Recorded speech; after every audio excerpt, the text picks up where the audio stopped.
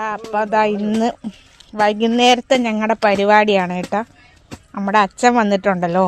അച്ഛൻ ദാ നമ്മുടെ ദണ്ട ഈ പ്ലാവിൽ കാണിച്ചു തരാം.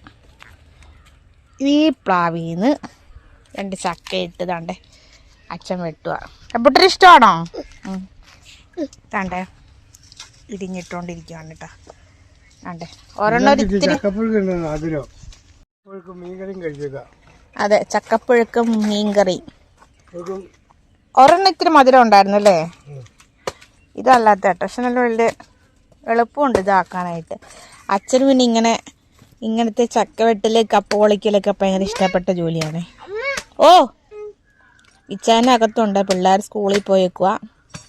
പപ്പായും പോയി. ഞാനും അമ്മയും ഇച്ചാനും ഗബ്രും ഉള്ളു. സാത്രിയമ്മ ഇന്നലെ അങ്ങ് പോയായിരുന്നു കേട്ടോ.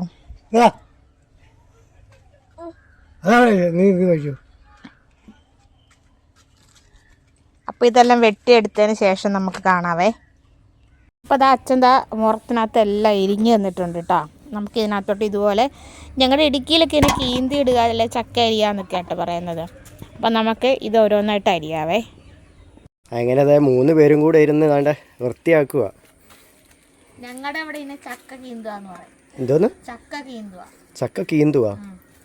ഞങ്ങളിവിടെ ചക്ക പൊളിക്കാന്ന് പറയും. ഇത് പറയുന്നത് ചക്ക ഒരുക്കുക.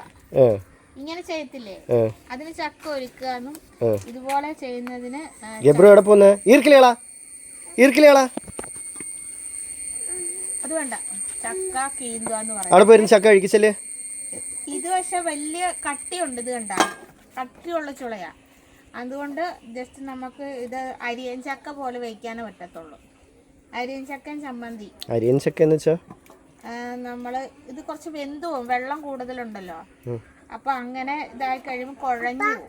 എന്നിട്ട് അങ്ങനെ അത് കുഴഞ്ഞു എന്നിട്ട് നടുക്കൊരു കുഴി കുത്തി ചമ്മന്തി ഒക്കെ അരച്ചിട്ട് അരിയൻ ചക്കൻ ചമ്മന്തി നമ്മുടെ അവിടെ ഇടുക്കിയിലൊക്കെ ഉണ്ടാക്കാറുണ്ട്. ഇവിടെ അങ്ങനെ പറഞ്ഞു കേട്ടിട്ടില്ല, ആദ്യമായിട്ട് കേൾക്കുക. പിന്നെ ഇത് ഇത്ര കട്ടി ആയതുകൊണ്ടും ഇത്തിരി ഒരെണ്ണത്തിന് നല്ല മൂപ്പുണ്ട്, ചെറിയ മധുരം വെച്ചിട്ടുണ്ട്. ഒരെണ്ണം വലിയ കുഴപ്പമില്ല. അപ്പം അതുകൊണ്ടാണ് ഞാൻ ഇങ്ങനെ അരിഞ്ഞത്. കാരണം പെട്ടെന്ന് ഉടഞ്ഞു പോകും ഇത്. മറ്റേതാണെങ്കിൽ നമ്മളിങ്ങനെ കുരുകുരുകുരുനാ ചെറുതാക്കി അരിയും. അപ്പോൾ അതാണ്ട് അച്ഛന് എനിക്കത് ഒരുക്കിയിട്ട് തരുന്നു. ഞാൻ ജസ്റ്റ് കീന്തി. എപ്പൂട്ടിൻ്റെ ഇടയ്ക്ക് ഹെൽപ്പ് ചെയ്യുന്നുണ്ട് കേട്ടോ, അല്ലേ എപ്പൂട്ട? എപ്പൂട്ട ഹെൽപ്പ് ചെയ്യുന്നത് ആദ്യമൊക്കെ പാത്രത്തിനകത്തായിരുന്നു, പിന്നെ അത് താഴത്തോട്ടൊക്കെ ആയിട്ടുണ്ട്.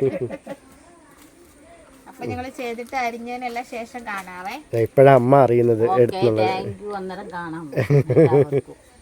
ഇപ്പഴാ ഞാൻ കണ്ടത് ഇങ്ങനെ ഒരു സാധനം ഇവിടെ വ്യക്തി ഇപ്പഴാ ഇത്ര